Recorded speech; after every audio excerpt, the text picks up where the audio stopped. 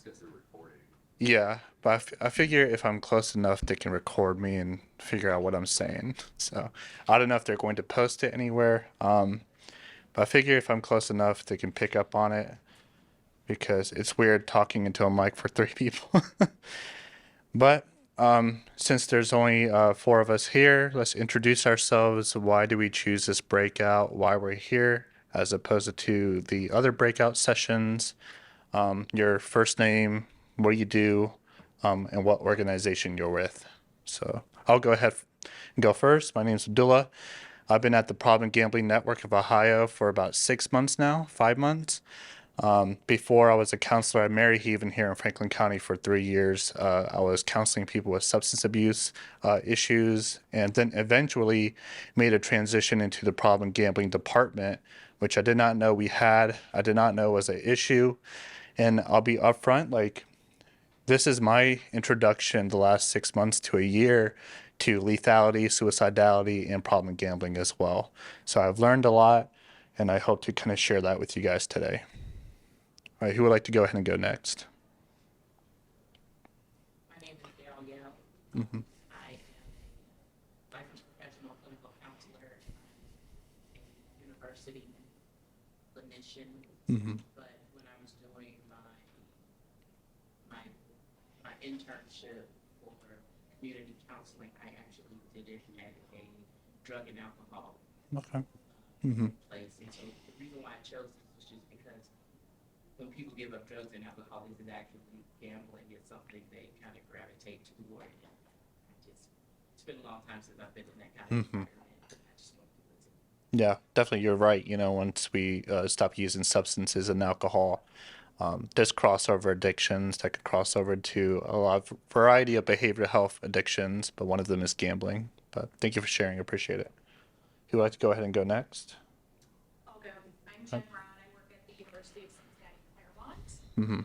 in student affairs and services. Even though I'm a clinician, I'm not serving as a clinician. Mm-hmm. And the University of Cincinnati School of Social Work actually has a grant this year, and is working with PGNO. Oh yeah, through Greg. Yep, Yeah, okay. Greg Stewart. Yep. Awesome. So Yeah. when I looked, I'm like, oh, Yeah. like I've already been to a lot of trainings this year. So Mm-hmm. let's go and see what this one says. Yeah, definitely. No, Greg's awesome. Yeah. And I actually went through my training alongside with him. Okay. So I was getting all the information in, and he's done a lot of initiatives at the College of Social Work over there to get students involved as well. So that's awesome. So I'll Yeah. tell him you said hello. Yeah.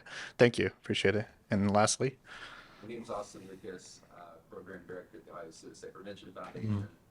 The reason I'm here is because we know the tie between problem gambling and suicide risk, especially with the introduction to legal sports betting. hmm definitely, for sure. And we'll talk more about the trends of sports betting and how that connects to college students, how that connects to lethality and suicidality. All right, so a little bit about PGNO. I'll go over these really quickly. We're a statewide nonprofit. We're the affiliate to National Council on Problem Gambling. We have a national conference, and this year it's in Washington, D.C. through NCPG. There's about, I want to say, 31, 32 other affiliates across the U.S. They're state organizations.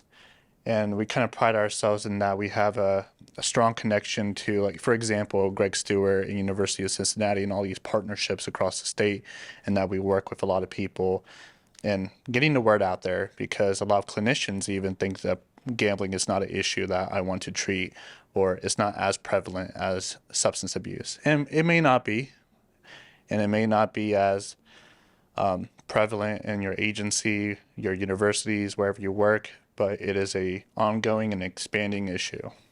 So we're membership based. You can always become a member, and with that comes perks such as if you're licensed, you can have reimbursement for license fees. If you wish to pursue the gambling endorsement, if you're licensed through a chemical dependency professionals board, and we have a lot of social workers, LPCs that go through our trainings as well.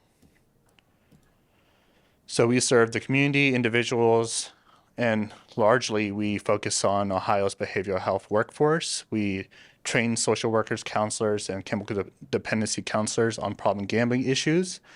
And we get the word out about the gambling endorsement. Ohio is one of those few states that does have a endorsement attached to the chemical dependency license in which people can pursue if they wish to treat problem gambling. With social workers and practical, licensed counselors, we say you should. I mean, it's in our ethics, right? Just developing competency and ongoing education about these prevalent issues. Our approach is that we're neutral on the expansion of gambling, and it's inevitable that, and we'll go over the trends here in a little bit, but gambling is expanding, but where our focus is on mitigating harm caused by problem gambling through Ohio's workforce, through promotion, advocacy, and so on. So we're funded by Ohio Mental Health and Addiction Services, and we also partner with Ohio for Responsible Gambling. Ohio is one of those few states that which we had the Casino Control Commission, Lottery Commission, and OMAS partner together to combat and mitigate harm caused by problem gambling. So you can connect with us on our socials, LinkedIn. I believe we're not on Twitter anymore. So Gambling and Evolution in Ohio, definitions and prevalence. So what is gambling? A lot of us are clinicians. DSM-5 would say is risking something of value in the hopes of obtaining something of greater value. It doesn't necessarily have to be money. It can be commissary. It can be Pokemon cards. It can be a bag of chips, candy. We know that there's a large prevalence of problem gambling in the incarcerated population here in Ohio and across the United States. But when people think of gambling, they think of table games, they think of casinos and slot machines, but it doesn't necessarily have to be that. GA has a long-winded definition, but all of these definitions have to do with chance. And of course, there might be some games out there that require some level of skill, but if it's largely due up to chance and luck, it's gambling. So let's hear from you guys. What types of gambling that you've heard about or that you've even participated in, even family members, friends? I think I already listed off casino, slot machines, skilled games. But what else constitutes gambling? What types of gambling is available in our community? The NCAA tournament or Super Bowl. Yep, sports betting, right? Huge. And even before it was legalized, I mean, Ohioans were betting. In your office, right? How many people do, let's get in the pool. Yep. You don't think about that because they're not pressing the button for an online gambling site, but you're just doing it with your coworkers. Yep. But still gambling. Yep, exactly. And we know college students participate in pools all the time. And that's really prevalent on campuses. People bet on sports even though they're not 21. They participate in pools for lottery and sports betting as well. And even in the workforce, in offices and even at the agencies that we work at. I believe I've heard stories of counselors going out, to an outing or social gathering at a bar, or whatever it may be, a restaurant, and they're going back and forth between a Keno machine and don't think that's problematic in itself. So we always emphasize acting professionally, staying away from drugs and alcohol so that we're sound and competent counselors and clinicians. But even ourselves, we see that stuff going on with our friends, family, and coworkers as well. I have a quick funny story. Mm-hmm. Greg hosted a conference in March Mm-hmm. in Cincinnati, and I belong to the school social work alumni board at UC, and in the past we've had like a split in a pot at that event. So people were talking about like raffles and split the pot, and I'm like, we can't do that this Yeah. year. And everyone's like, why not? And I'm like, the focus of this presentation is all because there were some of your colleagues that came. Yeah, Michael Bazzelli. Yeah. And Mm-hmm. so people were like, oh, because I think we think of those things like that doesn't. And it might be for a good cause too, right? Yeah. It goes back to the board. Yeah. We fund activities and programs, but people don't think about that. It's like an innocuous form of gambling, right? It's like you're not going to the slot machine, but Yeah. just a quick little side note, like it was an interesting discussion. And I think it's all about intention, like disordered gambling, problem gambling. If I'm participating in a pool or a lottery or even like brackets at my workplace and my school or whatever it may be, Of course, those things can be triggering for the minority that are in recovery or might be experiencing problem gambling. But it is about intention in ourselves. That, okay, if we are participating in charitable gaming, charitable gambling, that's for a good cause. Bingo, that's the big one, right? Like people don't think of bingo as gambling. People don't think of loot boxes, video gaming as gambling, but we know within those games there's tools. There's loot boxes that people can purchase with virtual money. Our kids, teenagers are doing these things, and we don't constitute that as gambling in our eyes. But if it's largely due up to chance, then it has some of those traits as well. Yep, scratch offs. Number one game, form of gambling in most states, and here in Ohio is lottery. Even with sports betting being legalized, lottery is still number one. Changing gambling landscape. So we had a little timeline of legalized gambling here in Ohio. Historically, it's been horse racing. So we had here in Franklin County, Beulah Park, even before Scioto Downs, that people had went to bet on horses, and that's been around for almost 100 years, over 100 years. 1974, we had legalization of lottery. And then we had all these other games as a result of lottery being legalized, including Mega Millions, Keno, VLTs, and then, so those are all lottery products, right? And what is a VLT? It's a video lottery terminal. It looks and operates like a slot machine, but the only difference is where it's being operated at. If it's at a racing or property where they have horse track, horse betting, it's called a VLT. And that's overseen by the Lottery Commission. But, it's a slot machine. So, back in 2012, 2011, 2010, around then, we had that on the ballot, right? So we had potentially 11 casino racing or properties coming to Ohio.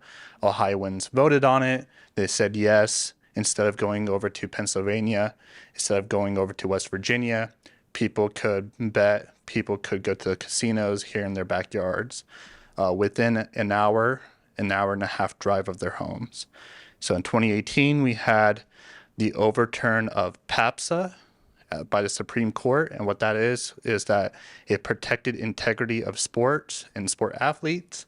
So sports betting was largely illegal in 49 states until 2018, where they overturned that ruling, and states had legislation ready to go. New Jersey, Pennsylvania, they legalized sports betting first. Nevada already had sports betting legalized for a number of years. But as a result of that, in 21, we had that legislation drafted up. In January of this year, we had legalization and operation of sports betting. But we know people have been sports betting for a while. They go to a bookie, they do it illegally. So I need to update this. Kentucky has legalized sports betting now. So we are surrounded by opportunities to bet on sports. And if you're under 21, if we have students, clients that are under 21, they might be already at risk for sports betting. We know that, but they can also travel over to Kentucky, especially, Cincinnati area, and bet on sports betting. Kentucky is one of those states where the legislation had stated that it was 18 and up instead of 21. So now you have 21 and up in Ohio, Indiana, Michigan, and Pennsylvania, but people can largely still travel to Kentucky to do that. Now, that's not operational yet, but it's going to. And we had the vice versa effect. We had Kentuckians crossing over to Ohio to bet on sports as well, since it was legalized of this year. So continuum of problem gambling, there's no gambling, social gambling. I'm able to do this without a problem. I'm doing it with people. I might go to the casino once a year, just largely with alcohol. We know people can drink, people can consume alcohol without any problems or consequences. Same thing with gambling. Since it is legalized, we know that majority of Ohioans can do it responsibly. But what about that 5-10% and now potentially 15-20% that are at a risk for developing a disordered gambling issue? So it becomes serious. It leads to problem gambling. It hasn't been diagnosed yet. And then the DSM-5 diagnosis is disordered gambling, of course. So gambling is a problem when it disrupts your or damages your health, responsibilities, and relationships. Just like with substances, with alcohol and drugs, once it has physical, mental, emotional, social, spiritual consequences, it is becoming a problem. When it starts to affect your employment, education, largely finances, this is a financially driven disorder.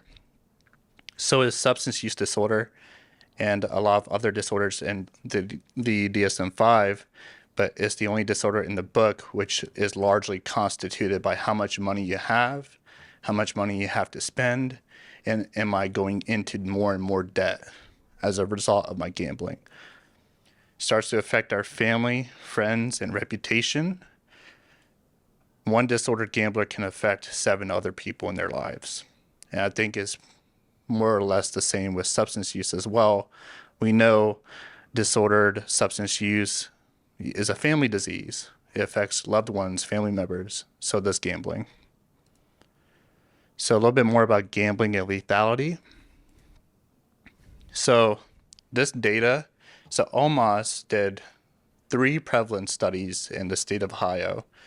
They did one in 2012, 2013, 2016, 2017, and now they just finished up the 22, 23 survey. Now that is preliminary data. It's still being analyzed, and there's a preliminary report that's going to come out this summer about what they found across Ohioans and the prevalence of problem and disordered gambling. But this data is from 2017. So we see within that data, Ohioans that had were at risk for problem gambling or had disordered gambling, 73% of those individuals also had an alcohol use disorder. Now, the most prevalent disorders on this list, nicotine dependency. You go to a casino and there's smoke patios everywhere. You go to a racing or property, they have smoke patios everywhere. And those games are being played 3 times as more as the slot machines inside. So in a person's vicinity, they only have to walk no more than 20 feet, I would say, 20, 30 feet to go get to their pack of smokes from a vending machine, go back to their game, drink their alcohol, and continue playing their slot machine. So there's a high prevalence of nicotine. There's 38% of those individuals that also experience substance use disorder. We know there's a high prevalence of methamphetamine use, cocaine use, because it impacts the same neural pathways. Historically, for last 40, 50 years, it was being misdiagnosed as mania, hypermania, or bipolar disorder because of those common symptoms and similarities. 61% had a personality disorder, 50% had a mood disorder. We know with the prevalence of problem in disordered gambling, people are going to feel depressed, they're going to feel anxious, they're going to have their mood affected. And in one study, and this was a group of individuals from GA, Gamblers Anonymous, they found among that group 20% of those individuals had attempted suicide, and as high as 76% had thought or had suicidal ideation. Why do you guys think that there's such a strong link between suicidality and gambling? Sorry. Any thoughts, comments on that? Despair. Despair, hopelessness, right? Anything else?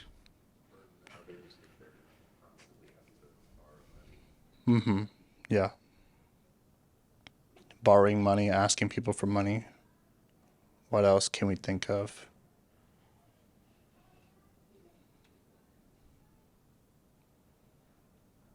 When we think of suicidality, lethality, what are some of the common traits or characteristics of a person who's experiencing suicidal ideation?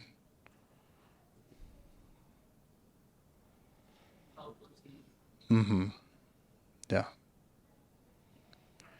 So what's really unique to gambling as opposed to other disorders is that there's such a strong connection with debt and finances. And largely we know that Middle-aged white men across the United States are already at a high risk for ideation and attempts, right? And the demographics tell us the same thing with gambling as well. The demographics of sports bettors, people who play high roller games at the casino, largely the demographic is the same statistic, middle-aged white men, usually between the ages of 21 up to 44, and then there's a change in those demographics as well. So you already have a high prevalence of suicidal, ideation and attempt among this population, and then you add problem gambling into it, the discussion of debt and finances, right? When I'm in debt, when I'm a breadwinner for my home, whether if that's, whomever, the gambler, right, in the home, I am more inclined to lie about my gambling, and that's a DSM-5 criteria as well, lying. I'm more inclined to not disclose about my losses as much as my wins. I'm more inclined to disclose about my wins than my losses. And they live in secrecy, right? So I think with suicide ideation and lethality and suicidality, there is largely a stigma with that already. Then you add problem gambling as another layer on top, and there's even a heightened stigma with problem gambling. Those people don't seek out help. Those people are not letting their loved ones know about their gambling. They're not going to let them know about how much debt they're in, how they have to, refinance their cars, take out a second mortgage, whatever it may be. So there's a lot of lying and secrecy. We know addiction correlates. So this is the same data. There's a high prevalence of alcohol use and drug use while gambling. And 6.2% of those individuals that we talked about in the 2017 study, they were gambling while intoxicated as well. So they use alcohol and drugs 2.5 times the rate of non-problem gamblers. And mental health correlates. There is high rates of serious depression among this population. They have the highest rate of serious depression and being under the care of doctor due to stress in the last 12 months.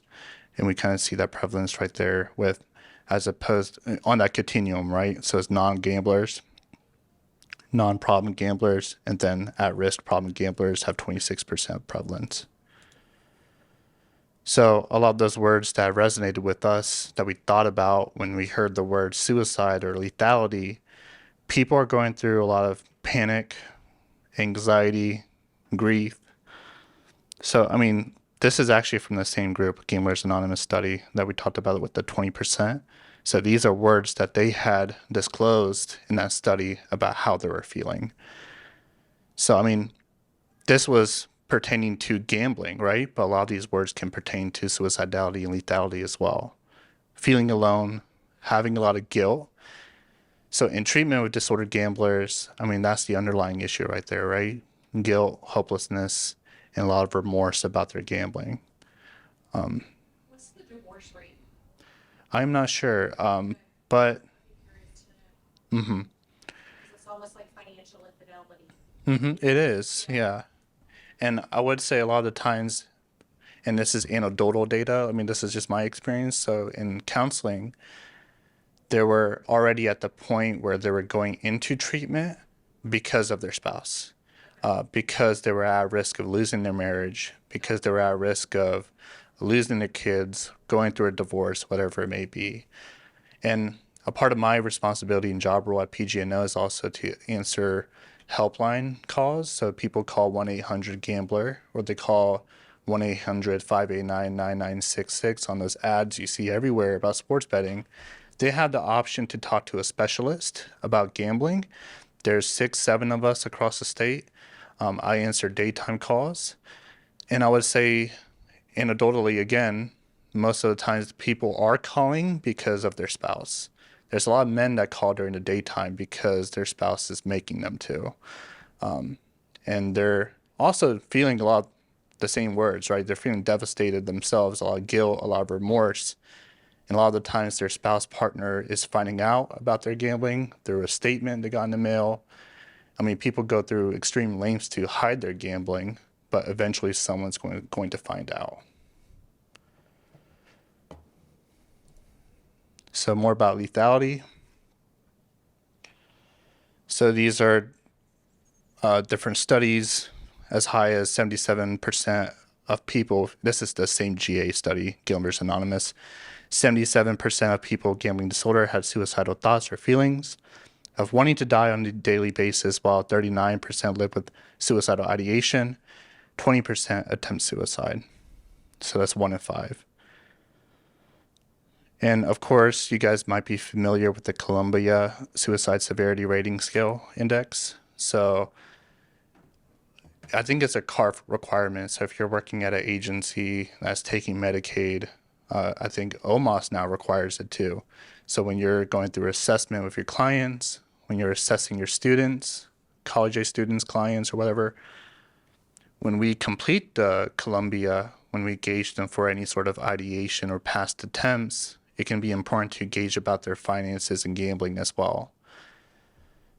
So, for example, if we're talking with a client, assessing them for suicide, we can ask questions like, have you wanted to harm yourself because of the financial situation you're in? Have you gambled in the past year? Just a few examples of how we can make that connection for them. Have you placed a bet? I mean, we kind of have different interpretations of what gambling is, right? Sometimes it's more clear cut to ask them if they have bet in the last year or not. So suicidality and debt.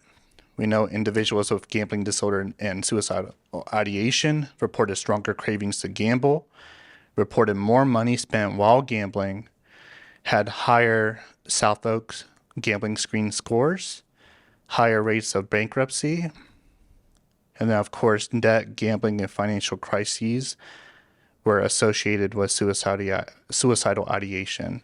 So there's a connection right there. A person, the more debt they're in, the more financial devastation they're experiencing, the more inclined they are to attempt or have suicidal ideation. Other social factors. So mean age was 40. We talked about that demographic. 84% were unemployed. A third of them had a previous attempt of suicide. A third of them had co-occurring depression, large financial debts, relationship factors, and 1 in 5 had some sort of gambling-related crime. That was a change from the DSM-4 to the DSM-5. It was included that somebody, that was a criterion, was committing a crime or having some sort of gambling-related crime. They took it out with the changes to DSM-5, but we know just with like substance abuse and use, people are more inclined to go through illegal acts to continue their use. Same thing with gambling. And that looks a little bit different from substance use and alcohol use. I mean, people embezzle money. People start to steal. People start to borrow money. People start to take out loans and not pay them back. So the crime, the financial related crime that they experience is a little bit different than what we're used to. So in the same study, prevalence among Gamblers Anonymous, they found that 20% of the subjects had attempted suicide, and that's where that 1 in 5 number comes from. So in your experience, I mean, how have you guys asked about suicidality, lethality with your clients? Is it more clear-cut, straightforward? Have you had any ambivalence yourself with gauging if a person was suicidal?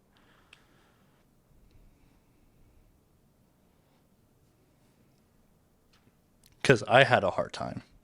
And I think most clinicians, depending on where they're at, if they're going into practice for the first time, if they've only been in practice for a couple of years as opposed to numerous years, or different populations of people, right? Like if I'm working in a behavioral health hospital or mental health hospital, I would be more comfortable with gauging those questions because I have been trained to, right? Like that's the population I am most comfortable with, as opposed to outpatient mental health or substance use disorders, whatever that clinic may be. And I know asking closed-ended questions kind of shuts down the conversation, right?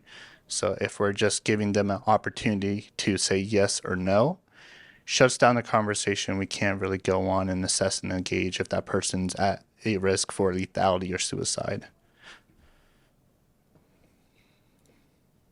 So why do we have to ask about suicide among these populations that we serve? With my experience with problem gambling, it was, at screening, it was at assessment, it was done throughout outpatient, it was done maybe 4 or 6 weeks in.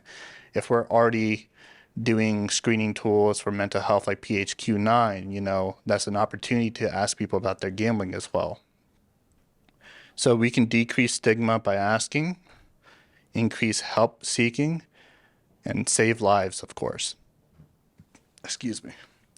So with the helpline, the navigators, so we got this contract with the helpline 4 years ago. And a part of that contract was to do QA calls. And this gambling helpline operates out of Cuyahoga County. It's operated by 211 of Cuyahoga County. But in those QA calls and training that Michael Bazzelli, my director and supervisor, did, they found that people were not asking about lethality, suicide, when problem gamblers or callers were calling in about their gambling. And the stress and importance of if a person's calling that number, they're probably going to be in crisis, right? They're probably going to be at a point where they're feeling down, depressed, and they're feeling like, hey, I have no other option but to call and see what they can offer me. They found that navigators were not asking about lethality, suicide. It didn't even cross their mind. And through training, through talking to 211, by going through different processes and navigation, we have kind of turned that around to where on every single call they ask about lethality and suicide. No, I mean, that's a part of their manuscript now, and part of their script, a part of, just their process.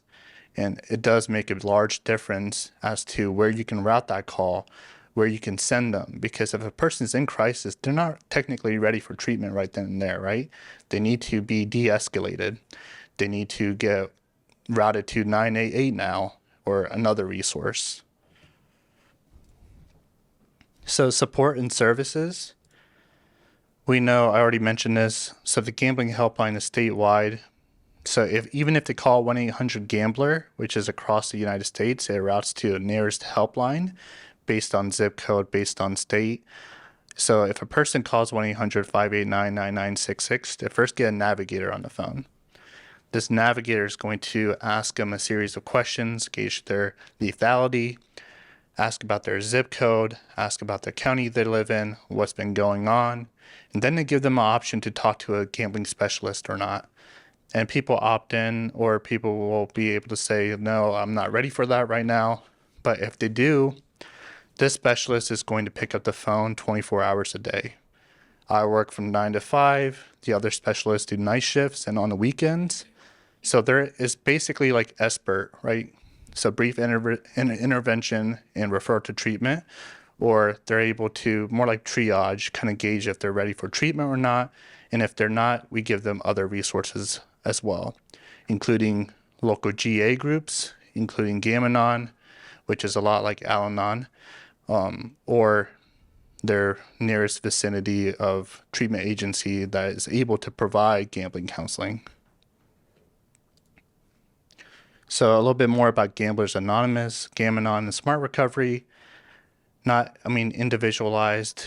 So this might not be for everybody, but we know even with our students, the populations that we serve, that even in collegiate recovery communities, people like a sense of connection, right? And so people are more inclined to go to a 12-step meeting. And if they do, there's Gamblers Anonymous available throughout the state. And Gam-Anon is not as prevalent, but there's online resources and Zoom meetings they can go to for the family member and loved one of a problem gambler. And smart recovery is less 12-step based, more clinical. It's also self-support. People get into a room with other peers, friends, family, and talk more about.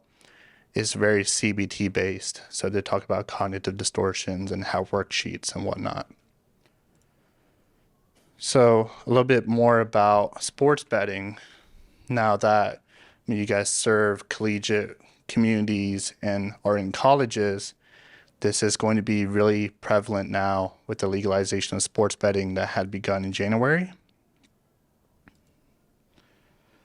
So this is based on that same 2017 survey of at-risk and problem gambling among Ohioans. So this is Columbus, Ohio data as well. So in addition to statewide prevalence, they also had it county by county, and then they had, I believe it was 4 or 5 metro areas. They had Cincinnati, Hamilton County, Cuyahoga County, Cleveland, Lucas County, Toledo, and Columbus, Ohio as well, Franklin County. So largely 1 in 4 sports bettors are at risk of developing disordered gambling or problem gambling more than casinos, lottery, stock market, or other forms of gambling. Why do you think that is? Why do you think sports bettors are at more risk? It's easy to do. Your phone, Mm-hmm. Yep, accessibility. sports are a huge part of the culture. Mm-hmm. Yep, acceptance. Yep, accessibility and acceptance. So we have 1 in 4, and we already know that people were already betting on sports largely in the past several years before it was legalized. I mean, this was 5-6 years ago, and we see that it was 1 in 4. So who is the typical sports bettor? So usually between the ages of 18 and 44. So young adult white males. Usually they have a higher social economic status, higher education rates, higher gainful employment, higher salaries, and higher income. So in order to participate in sports betting, if I go to a casino or racino and play on a VLT slot machine, I can play the penny slots. Excuse me. I could play, $5 slots. I can play with large handfuls of cash at a time.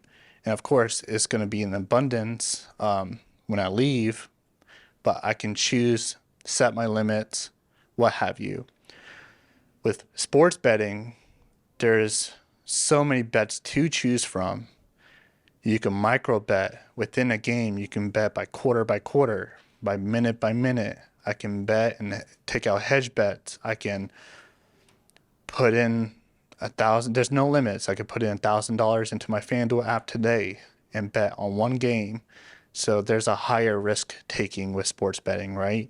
We know that these people usually have abundance of cash, and it can directly be deposited into my sports betting app.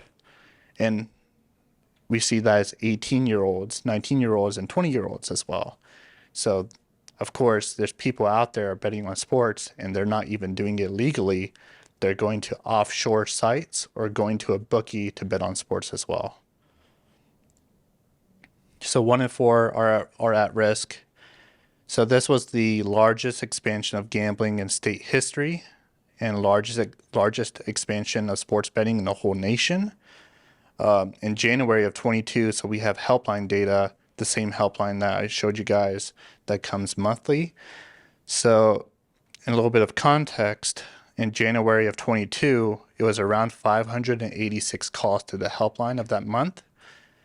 In around 586. So in this past January, a year later, we saw 1,500 people call the helpline in 1 month.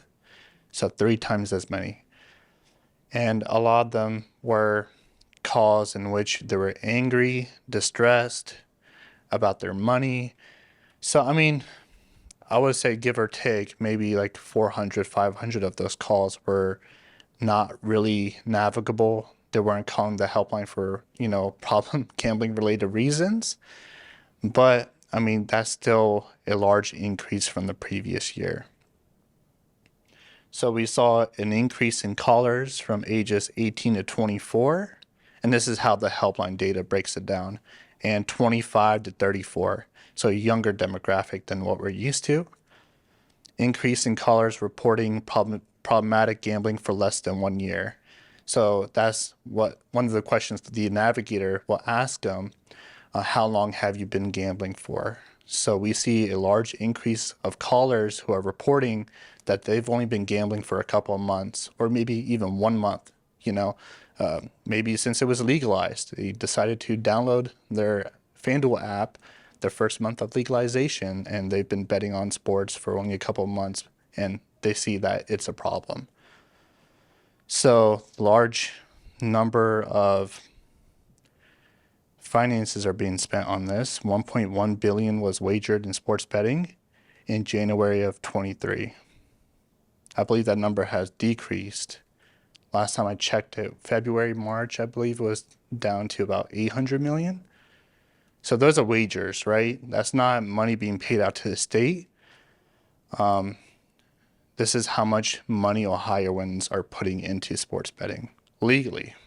So there's a large abundance of cash that people go to bookies with as well. So it was estimated that Ohioans will spend $11 billion, $12 billion in 1 year. We know we're probably going to surpass that number in just the first year of legalization alone. We were second in the whole nation, second to New York. So we had more bets on the Super Bowl. February 18th, 12th. Yeah, we had more bets on the Super Bowl than Pennsylvania did. And they had a team playing in the Super Bowl as well. So Ohioans are excited. They're betting on sports. They might be doing it responsibly. And there's a large abundance of people that do it irresponsibly as well. And we know those people are obviously making those connections. They know that the helpline's out there. They're calling and getting help. So any questions so far, any comments about lethality, suicidality, or the trends we're seeing across the state before I get into the last section? No? It's kind of interesting at such a high level, like it's higher than Nevada. Mm-hmm. That's just odd. Yeah. Well, they recently just got their first NFL team, right? In the past 3-4 years after the pandemic. So it was the Oakland Raiders, and now it's Las Vegas Raiders. And I don't think they've had a NFL team. I don't even think they have a basketball NBA team. So I think that might be a large trend in what we're seeing. And even though it's been legalized for a number of years, I think it's more about the aspect of now it's legal for us. We're able to bet on it. I'm sure people who live in Nevada are surrounded by gambling opportunities. They might not be gambling at the same rates as somebody who has the opportunity to do so now. Mm-hmm. So there's a survey from NCPG, National Council on Problem Gambling. It's called Engage. Is an acronym. I can't tell you what the acronym stands for, but they found in that prevalence study that even in states such as Utah and Hawaii, where it's illegal to bet or gamble and they have no opportunities, people are still gambling at the same rate prevalence as other states as well. So either side of the coin, right? You legalize it, there's always going to be betting, gambling going on. Make it illegal, and there's always going to be betting, gambling going on as well. In Hawaii, which has been a historical state, in which they've had no opportunities for betting and gambling for a number of years, now they just draft up legislation as well to legalize sports betting. So, I mean, this is a trend that we're seeing with states who have no other gambling opportunities as well. So very much Utah might be the last state in the whole United States in which they have no gambling opportunities. California, they had an opportunity to legalize it, and they voted no. So you never know. So Ohio campaigns, I know a lot of you might be involved in prevention and promotion. So I did not know what prevention was before I stepped into this role, for the last year. So we have community toolkits available. We have promotional websites in which you're able to download toolkits to use at your agency, your colleges. There's posters, there's ads that you're able to use, there's audio that you're able to use, and that's all on beforeyoubet.org. So this is a statewide campaign run by OMAS and ORG to promote safe and responsible gambling. And it's going to ask you for a password. It's up before you bet in all lowercase, if you wish to do so. So that's kind of being transformed into pause before you play. So we have a campaign just focused on sports betting, so that they have different campaigns focused on collegiate athletes, people of minority communities. They have one in Spanish. I believe they're working on one in Mandarin.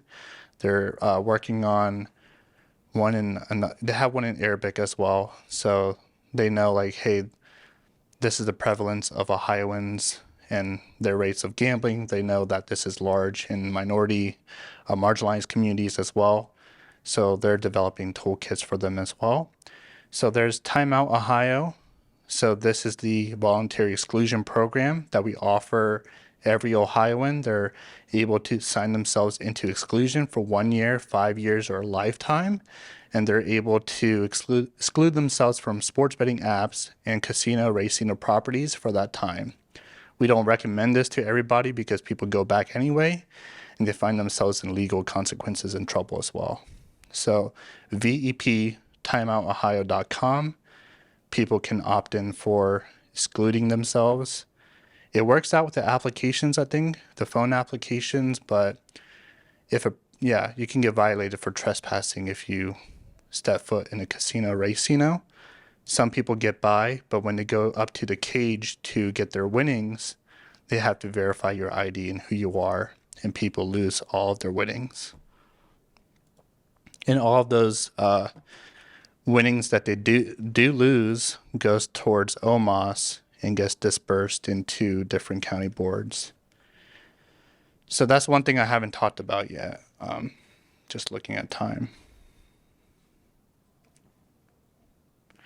So there's no federal funding for problem gambling services.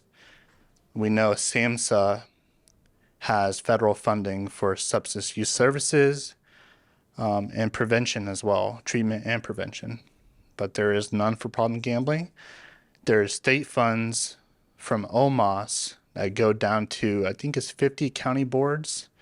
So your local Adam H. boards in Franklin County, Hamilton County, and I believe you're from Northeast Ohio, or are you also from Franklin County? Okay, so Hamilton County, yeah, they have their Adam board down there as well.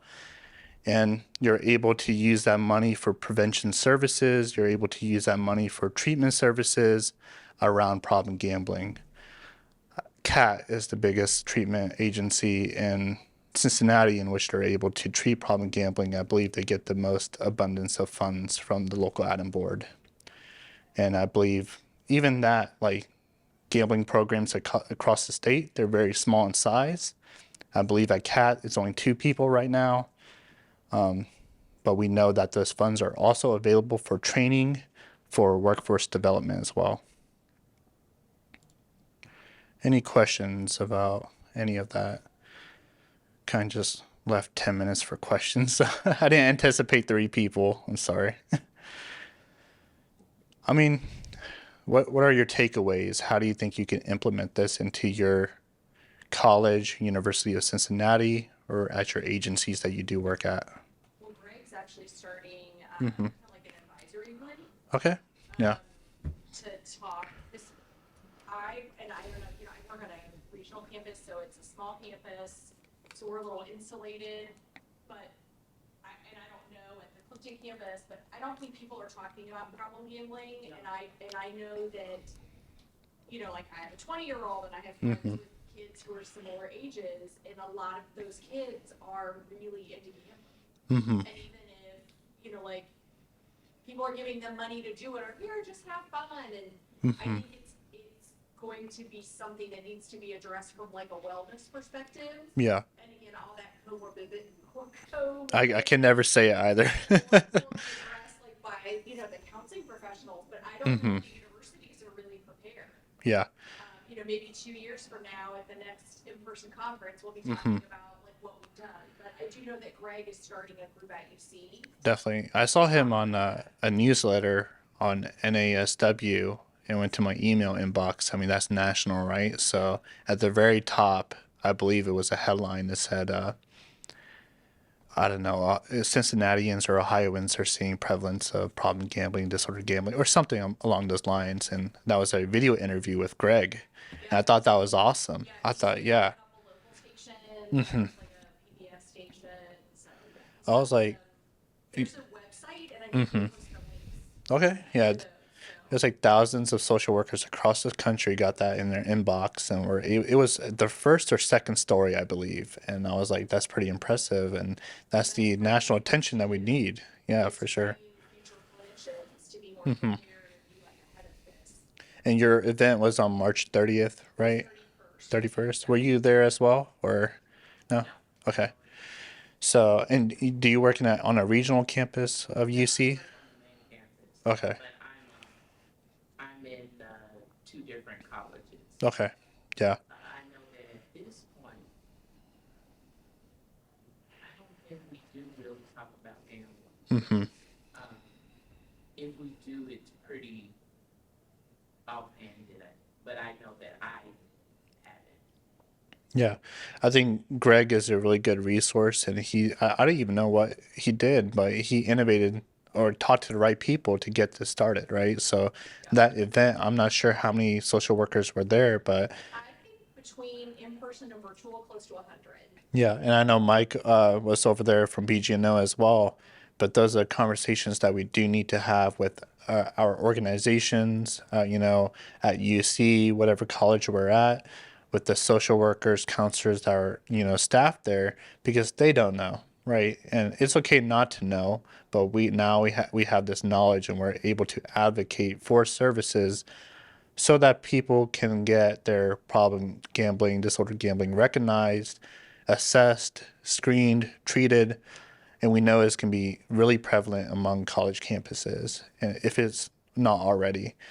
I know UC, I don't know what the Hamilton County data is going to look like for this last survey that they just completed, but this is preliminary and this is anecdotal from what they've seen. Of course, I'm not a statistician. I don't know what any of those numbers mean, but they've already saw an increase in problematic sports betting behavior among, young men.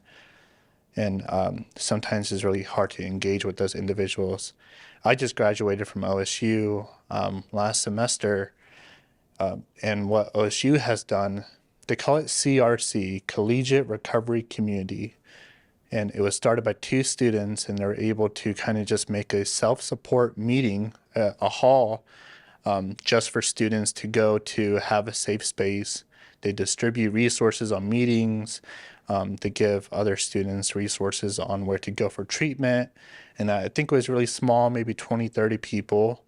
But we need collegiate recovery communities on every campus, whether if it's for gambling, other problematic behaviors, addiction, whatever it may be. But yeah, well, thank you guys. I really appreciate it.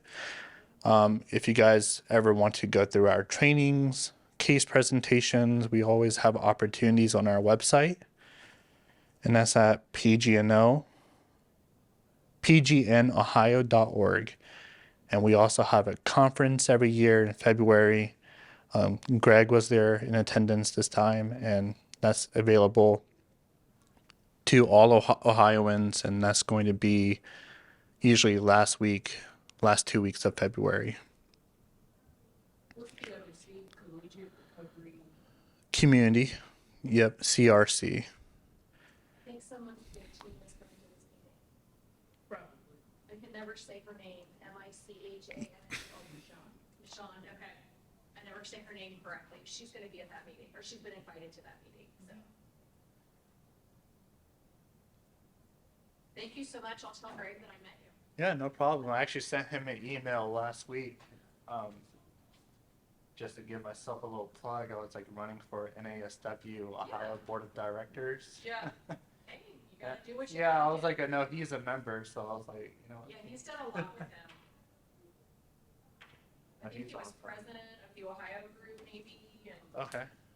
at one point. Yeah. We're just wrapping things up and we're just talking about takeaways, how to bring this back into your community, your populations that you work with. I mean, I know you're probably more well versed in the whole lethality, suicidality conversation, but you know, like in collaboration with Derek and Mary and what they've been doing is like combining the conversation, talking about how Absolutely. gambling affects suicidality and vice versa. So there's opportunities for collaboration across all sectors. But yeah. Sorry to step out. Oh no, you're good. But yeah, I mean, that's why I'm sitting here today, just because Mm-hmm. we are involved with your organization and Mm-hmm. want to continue that collaboration there. Yeah, definitely. Did you have any questions about any of the slides or presentation? No, No? this time. Okay, Appreciate it. cool. Yeah, no problem. I know there's another, is it Franklin County Suicide Coalition as well, right? Yeah, So, there's actually over 50 really? coalitions across the state. Wow. We only have 3, so. Gotcha. Yeah. Franklin County's probably one of the more robust ones, just because Okay. they have the resources available to fund and have Mhm. a full-time person to operate that. Yeah. But yeah, I think they're over 50. Okay. Yeah, I know Michelle Vargas was heavily involved with training and PG&O as well, and she also went through a number of other prevention trainings, and that's kind of how I met her. But she's awesome, and she made that connection too. It's like, okay, there is a connection between gambling and suicidality, so let's collaborate. Yeah, Mary's awesome.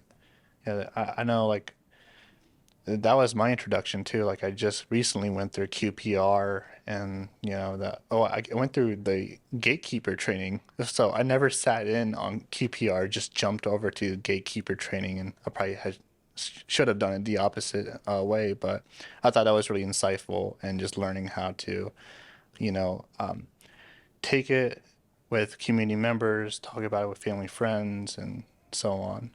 Even Colombia, like I wasn't really well versed or even knew about what the Colombia was until maybe 2 years ago, and still struggle with the conversation. I think having a sense of not being comfortable is, you know, good for treatment, good for clinical practice because it kind of makes you a better clinician in a lot of different ways. But it's interesting, for sure. Well, guys, thank you very much. I really appreciate it. Yeah, no problem.